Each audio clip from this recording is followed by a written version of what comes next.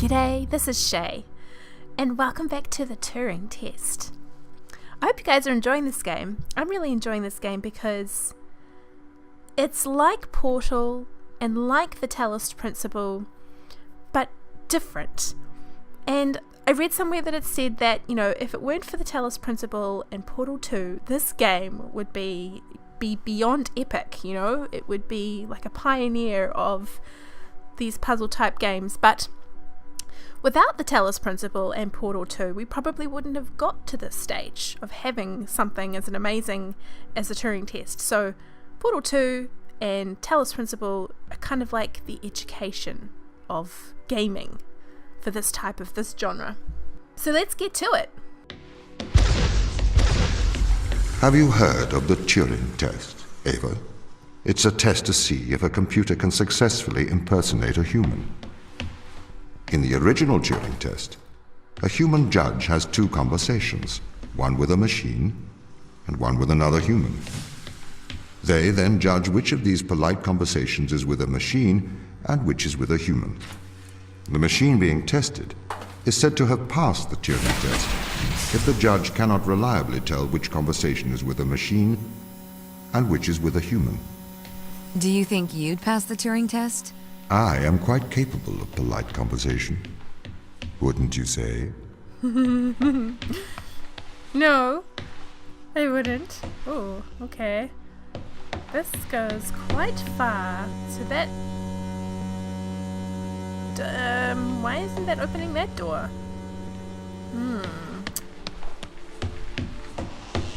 Oh, okay. Ooh, what's through there? I can't see what's through there. Is that a door? No.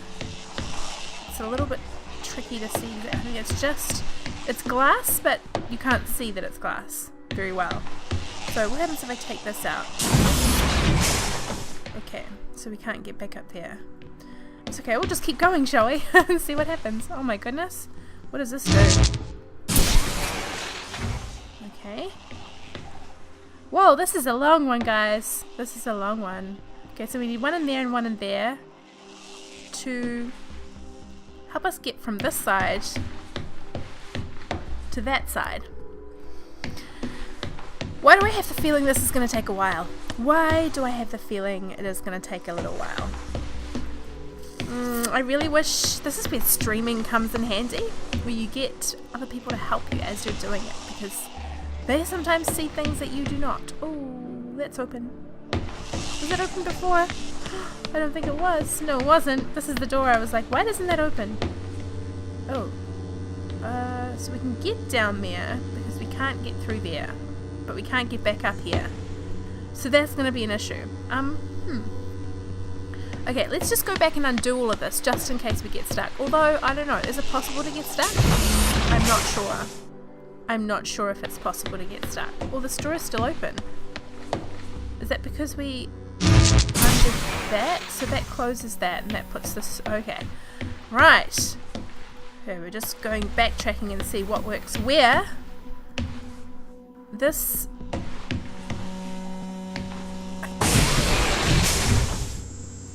Okay. And then we go back to the beginning. So let me just put this down here because I can't take it up here. Let's go up here and see what... Okay.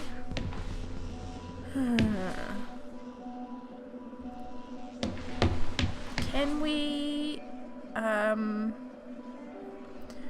Where's that one that we could... This one? Nope. Hang on a minute. Down here, there's this one. Unfortunately, my problem is that I sometimes make things a little bit too complicated. So, but the problem is if I go down here, which I've just done, it's going to be a little bit hard to... Okay, so I did that. Because we need this for the end one. Oh, but we can't... we still can't. We can't. What? Wait. Okay, that makes sense now. Okay, let's put that down. Put that in there. Wait, what is that going down for? It's going down there. Is there something down there? I don't remember seeing anything down there. Okay, up the stairs we go. That's that door there, which, oops, sorry, which is open. Now we can't get across there, and we can't get across here. But can we get this?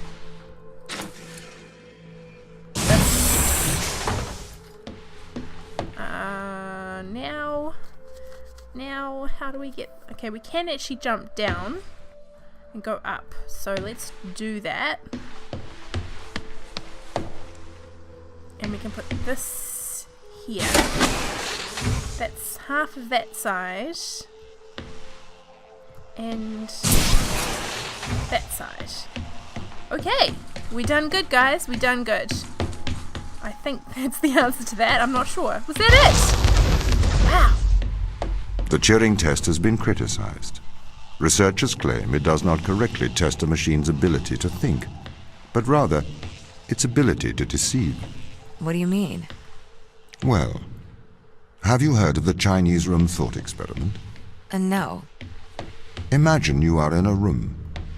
In this room, you are passed Chinese sentences through a slot in the wall. Inside the room is an instruction book written in English. This instruction book tells you which Chinese words to pass back through the slot in the wall as a response. By doing so, you have a conversation in Chinese.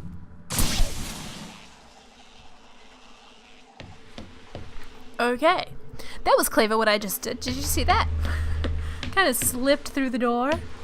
Okay, we do need to get through here, so I might have to do the same thing for this one over here. What do you reckon?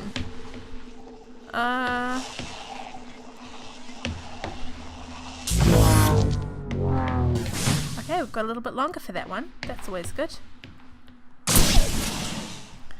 Okay, can we run? Let's see if we can run fast enough.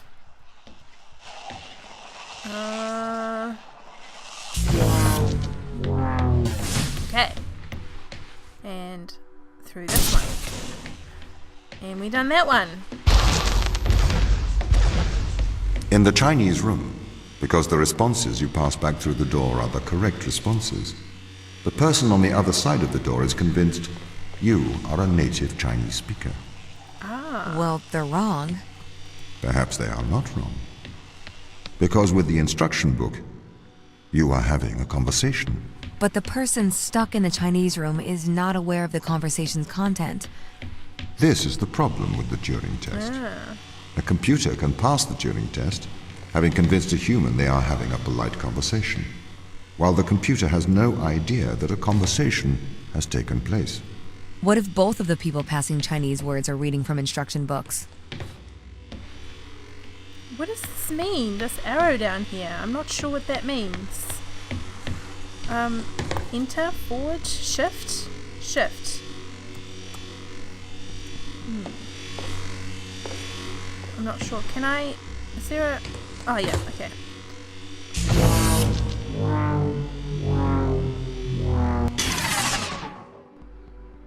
And then there. And that opens that. Okay. So that means that I'm going to have to run across here. Just wait till it charges. Are you ready? Oh, wait.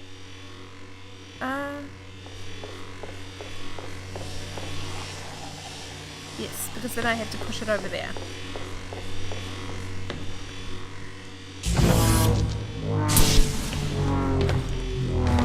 Ah! I was trying to... We've got to press control, not jump. I'm sorry, guys. I'm sorry. I knew what I was doing. I knew what I was doing. It was just that whole thing. Okay, show. It's shift to run. Okay.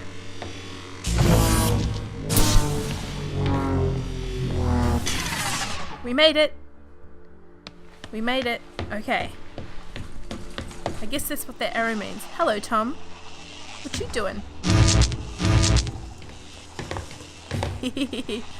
Do I need you again? Oh, it took it off me. Did you see that? Okay, this 1, 2, 3, 4, 5, 6, 7, 8, 9, 10. Level 20. Is that... I may be a machine, Was that what we're up to? but I personally do not believe I am stuck inside the Chinese room. Right, you would say that. I could peer inside your databases at any time, Tom. Or pause your operation. Do not assume I could not do the same to you.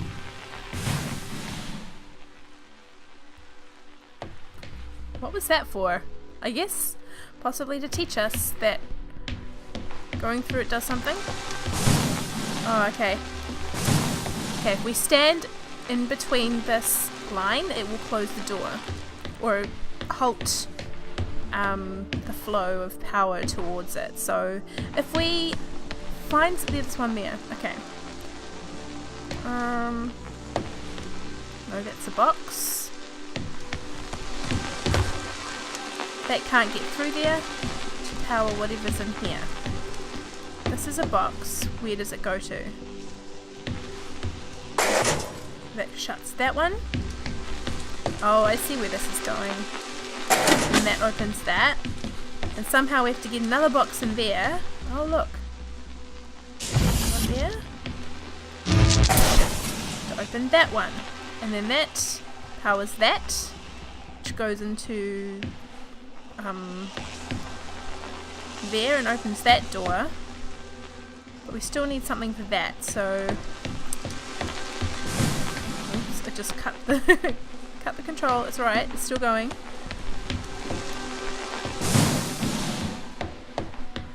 Okay. Oh. And here. How long is this gonna take? There's so many puzzles. Okay, let's keep going. I think I've done okay so far. Oh. It's not telling me what level we're on. This is the crew's quarters. It looks abandoned. Let's go to the toilets, shall we? Notice. I do not see the need for so many cameras. Tom's presence everywhere is slightly oppressive. I understand the need for transparency, but why is he in the toilets? Yeah. Oh, is that a hole? Yeah, why? I was thinking the exact same thing. Can we open this? No. Oh, what did they say this was? This was Daniel's room, I think. Captain Daniel McLean's room. We can't get through. What's in there? Okay. Sarah Brooke and Chris McLean. Okay, can we look at this one?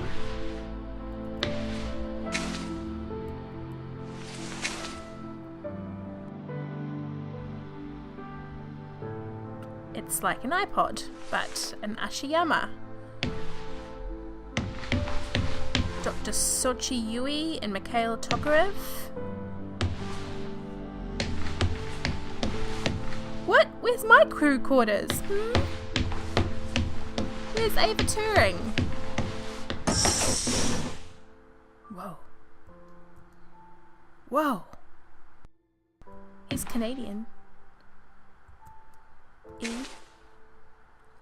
Riluzole capsules. I don't know what that is. Do you know what Riluzole is? Is it a real drug? Tom Touch. Ah! Can I read those? Can I crouch? Kind of, not really. I have to have really good eyesight for that. I can't read it. Crouch is only very small, very slight. Maybe both controls? No. What? I guess we're not supposed to read them. What am I picking up here? A drilling report. Drill malfunctions, expected delays. Drilling resumes. Okay. On a roll here. Routine inspection. Long week, forgot to take date. Jackpot, damage to external hull, on hold for inspection, necessary repairs made. What cute little boys! Oh, they're so cute. I certainly hope they're not his sons. Maybe they're his nephews, or maybe... Oh, you know what? It's probably him and his brother when they were kids. Yeah. Oh, look, a little stone. Is it like agate or something? Maybe? Oh, what? H-E-L? Is it an E? Or an O? H... an A maybe? Can you see how the keys are like this? No, keys. Pencils.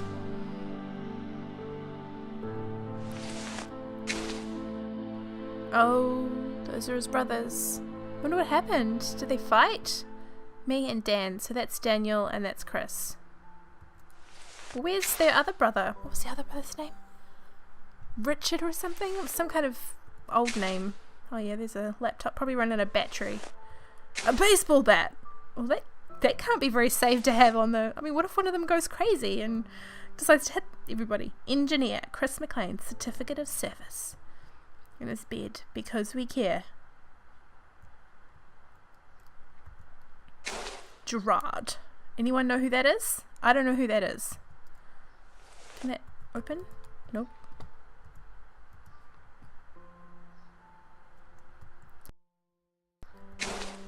It's the planet Earth.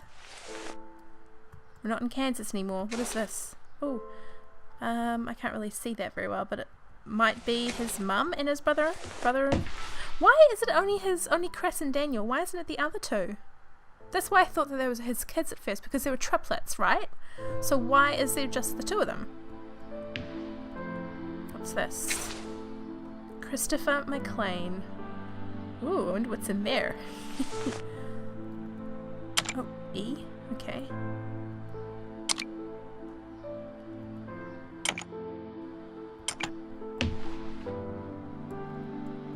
It's a puck.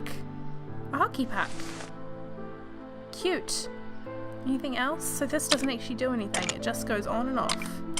But this details here is like exterior temperature levels. Not really sure exactly what they are. Is it just part of the computer? Yeah. There's another one. Why? What is the point of being able to pick them up if I can't do anything with them? It's just to pick them up and have fun?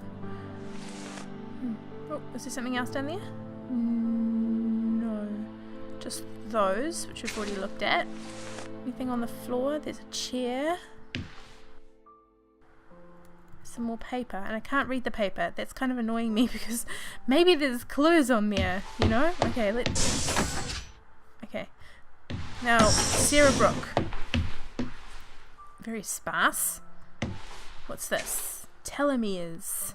Science. Oh yes, because they found that in a rosary. Count the beads. They found that organism. Oh, I'm going to have to resist the urge to pick up every single one of these. So, you know, they've tricked us into thinking that picking up all these things, there's no point in it, right? So now I think there's probably no point in picking up one of these, but maybe there is. Maybe one of these has a clue. Has something in it, maybe? I wonder who's played this game and actually picked up every single one of them. Every single beaker. Did I? I don't know. Oh.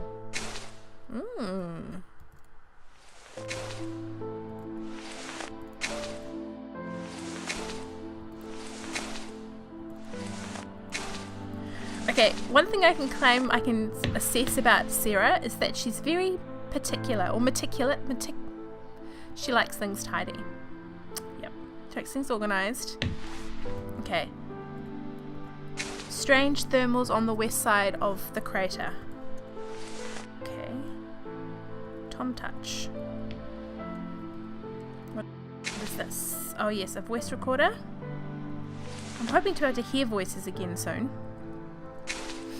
Dear Tom, knowing that you're always watching, I thought I would write you a letter. As you no longer reside in my mind, I've decided to transfer my thoughts to text. I want to do so in the form of a history lesson, a lesson that perhaps you'll find condescending, but it's likely more for my sake than yours. Alan Turing is considered a father of theoretical computer science and artificial intelligence. Perhaps a lesser known part of his life was his contributions to the field of biology. What do you suppose his interests lay in these two desperate fields? I assume it was because he believed the world to be logical and understandable. He was a mathematician. He seemed to believe that the great complexity of the universe could be explained with simple rules. 2 years before his suicide in 1952, Alan Turing developed something called reaction diffusion systems. Inside the academic world, this work is cited more than his work on computers. It can be generally formalized in a one-line equation, which I don't understand. Perhaps you can tell me what that says, because I don't know. I'm not a mathematician. And neither is she. I am no mathematician. However, in plain English, this equation describes things that wish to diffuse, however, also react with each other during this process. I'm sure this sounds strange to you, or at least tangential. Oh my goodness. Tangential. Sorry, I usually don't have problems with words, but that was a hard word. I've never seen that before. Or at very least tangential to our lives here on Europa. What relevance does it have to anything else?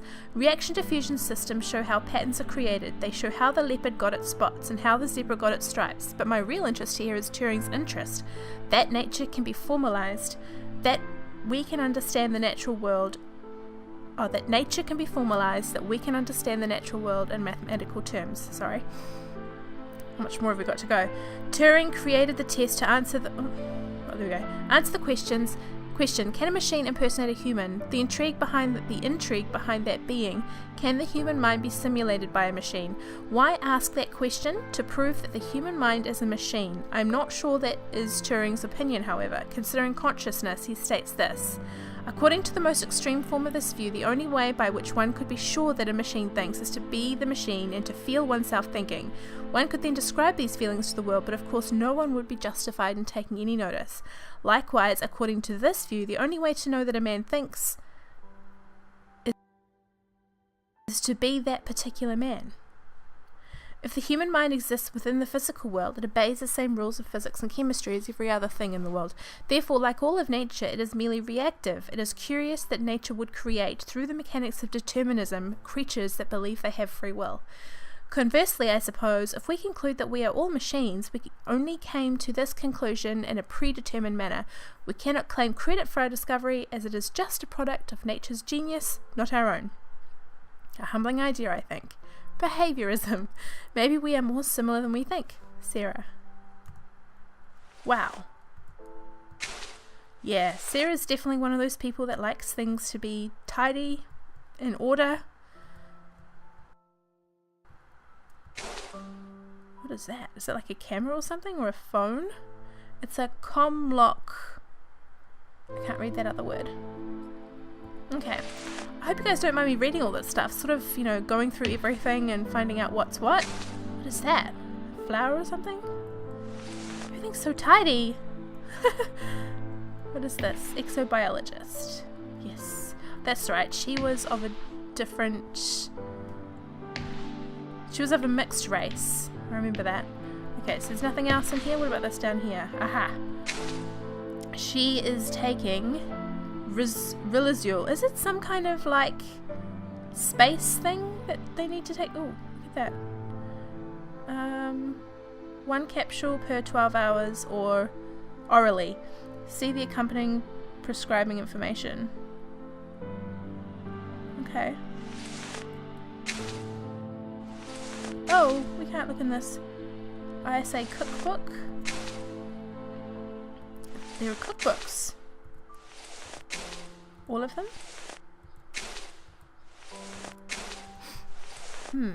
Okay. Nothing else in here. This way. So we have Suichi or Mikhail. Okay. We're going to do this in the next episode, guys. There's a couple more things we need to read and a few more puzzles to do. So, thanks for watching. We'll see you next time in the Turing Test.